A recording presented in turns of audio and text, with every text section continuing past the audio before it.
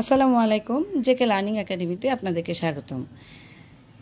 এখন আমরা দেখব গাছ এবং একই জাতীয় যে এক কথায় প্রকাশ আছে, যেমন যে গাছে ফল ধরে কিন্তু ফুল ধরে না বনস্পতি, যে গাছ কোনো কাজে লাগে না আগাছা, যে গাছ অন্য গাছকে আশ্রয় করে বাঁচে এটাকে বলা হয় পরগাছা, ফল পাকলে যেই গাছ মারা যায় বা একবার ফল দিয়ে যে গাছ মরে যায় সেটা হচ্ছে ঔষধি, আর যে গাছ হতে ঔষধ তৈরি হয় এটা হচ্ছে ঔষধি। আগেরটা কিন্তু ঔষধি, পরেরটা কিন্তু ঔষধি, দুটার মধ্যে পার্থক্য আছে। একই গুরুর শিষ্য সতীর্থ, একই মাতার উদরে জাত যার বা একই মাতার সন্তান তাদেরকে বলা হয় সহোদর। একই সময়ে যুগপথ, একই বিষয়ে চিত্ত নিবিষ্ট যাহার, নিবিষ্ট চিত্ত।